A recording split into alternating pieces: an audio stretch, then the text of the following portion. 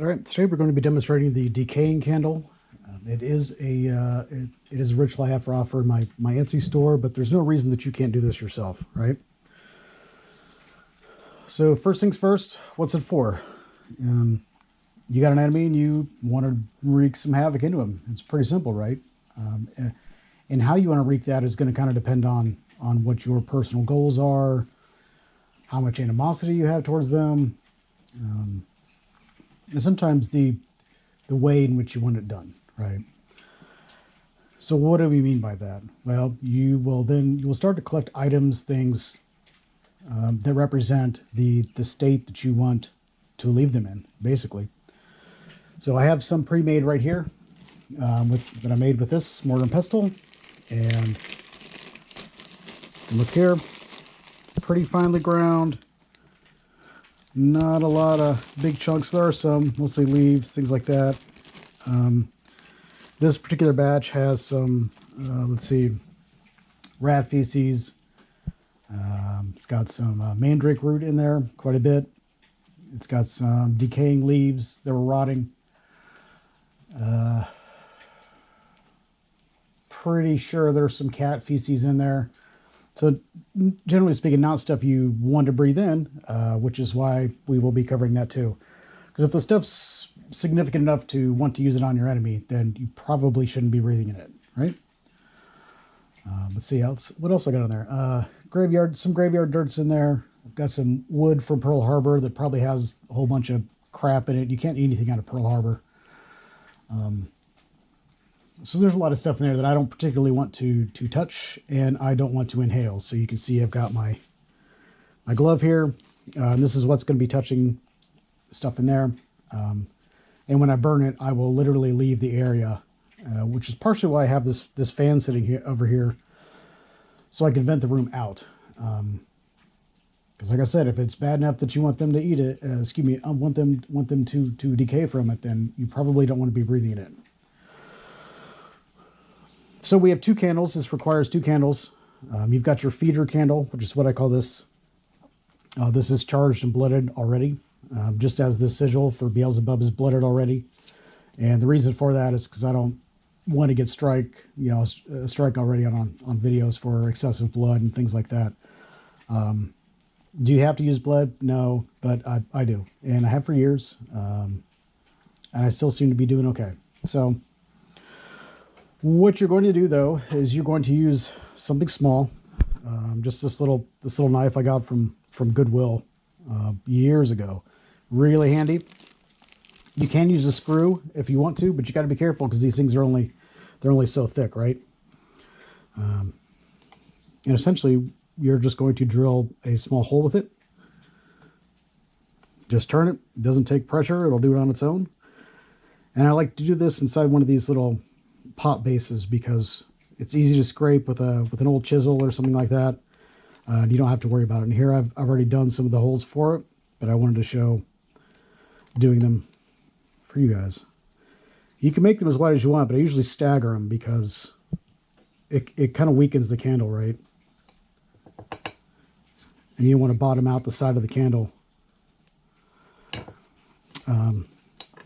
Now, one thing I do recommend also is a little funnel. I don't honestly remember where I got this. I think it came with my skull bottles. Yeah, similar to these, but skull shaped, and it came with 2 of them, if I recall correctly. Absolutely worth it. And if you'll notice, it's about the same size as the hole. I probably can't show you that, but it works out really well. Recommended. So you've drilled all the holes in your candle. I usually do 3 and 2, so I'll do like 3 on one side and 2 on the other. Like here, I'll need to do another one.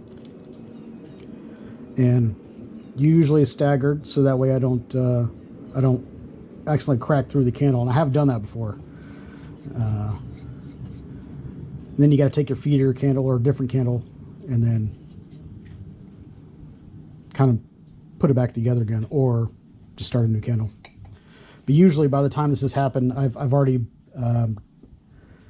secured the help from Beelzebub. I've already called him and got his acceptance of the task. I've partially charged this one, but it doesn't get the same charging as this does, because this candle is the feeder, but it's also an offering, which is why it's blooded, and this one is not. So this one is pretty much strictly for the target. Let's just go ahead and get our glove on.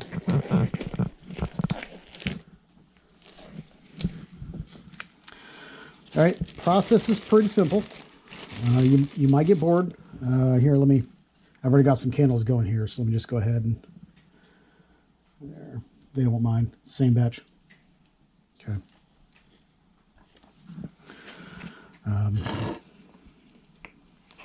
So essentially what I'm going to do is I'm going to hold it with this hand, feed it with this one, and then I'll be using this candle to essentially fill in the holes. All right, so I don't know how easy it is to see, but I like to leave a little indentation in there. That helps seal it up with the wax, right? That little bit of material is not gonna hurt anything, but I should dump this out. Reason being is that, sorry about that. Reason being for that is that I can reuse this material again, right? Because it's not dedicated to a specific entity, right? I didn't say, hey, charge this overnight or something similar. You see a 2 down here. I usually mark the candles with the targets of some sort at the bottom.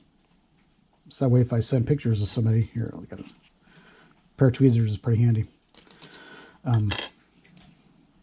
So if I have to do that, then it doesn't necessarily give something away, like right now. That, and I actually don't know who this target is. I was asked to do several of these. All right, so just pat it a little bit with your finger here. Not too bad. Now the easiest way to do this is just to get really close. And just kind of, once the wax starts, just kind of try to drop it in there.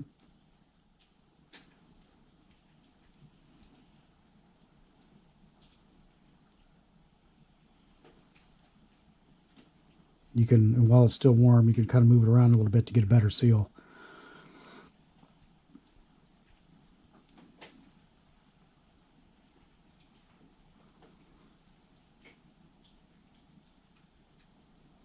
Okay. Now what I do here on each side, it'll roll off to the side. I mean, it's not that big a deal.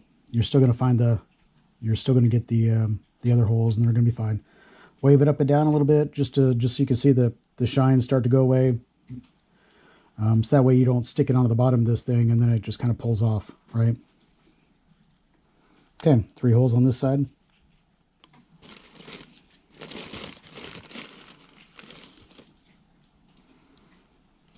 Just takes a little pinch. It doesn't take a whole lot for these.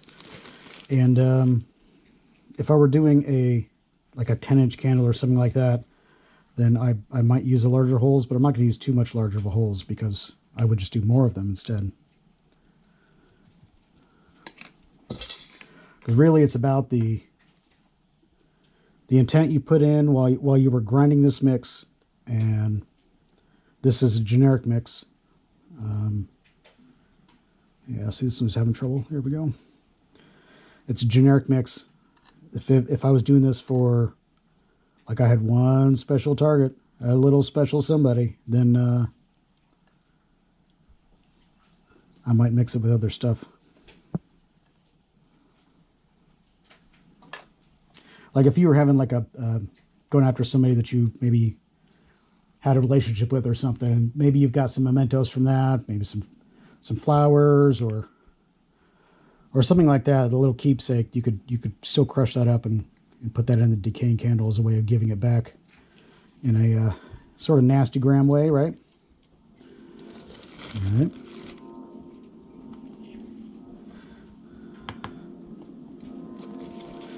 These candles, they do look a little bit gnarly on the outside, but don't worry, we got a solution for that. And that's what's sitting over here with the Beelzebub oil. Now I have used urine on the outside before for somebody that had a particular personal problem with. But this, like I said, I don't even know who this target is.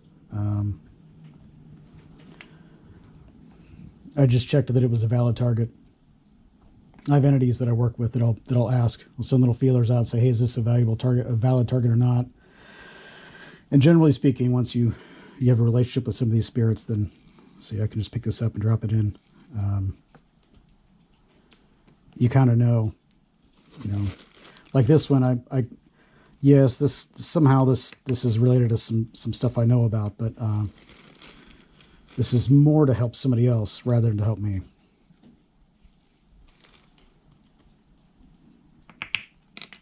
Okay. And I try to keep this tip clean right here, so that way you always have a clean spot to hold on to. You know what I mean?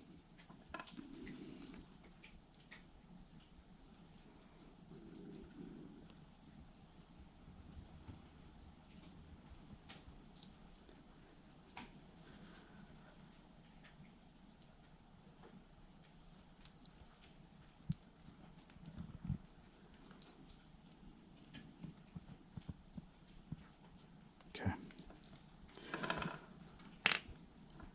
Kind of thankful they change the flight patterns on the weekends sometimes. The plane's been flying right over the house, so I'm glad we're not getting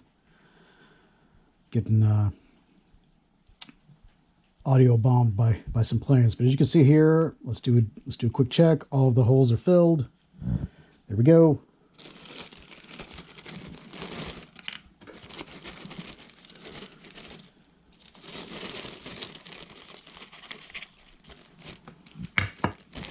Yes, I'll deal with that later. All right, now one reason why I like these little plates here is because I can just take an old chisel and then I have an old paintbrush. Just swipe it up into there, no problem. All right, so I said we could make this look a little better, and we will. Sometimes I use oil, sometimes I don't. This is Beelzebub's oil, which I got from Void of the Crafts on Etsy.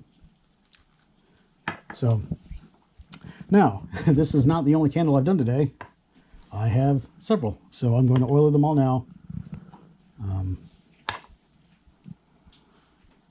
But I'll do this one first, and then I'll do the rest. We'll burn it, and then I'll light these candles on. Now, normally, I would. This candle is matched with this feeder candle, right? And so I would normally light this candle from the feeder candle. But the other candles have been burning a little bit longer as I've been preparing all of these things. And since they're for largely two entities, it really doesn't make much difference. They don't care.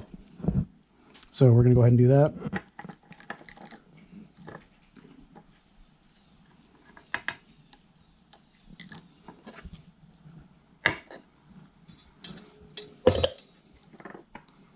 Stainless steel mixing bowl.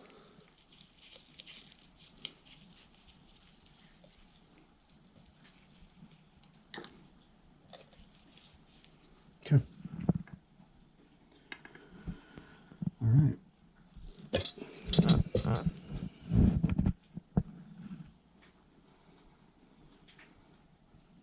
Now it'll take it a while to get down to these first notches here, so I can go ahead and light this. And then I'll vacate the place. But all right, here we go. Now I usually burn this with the Decaying Candle itself.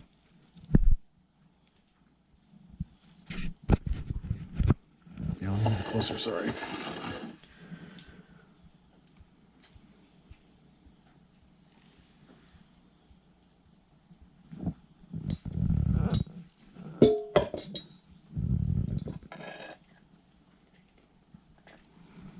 Okay. And that's pretty much it.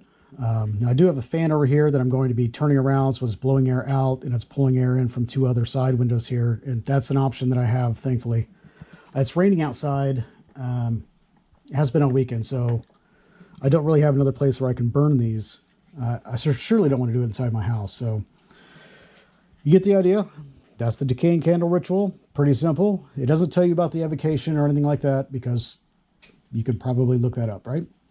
So there you go. And happy cursing.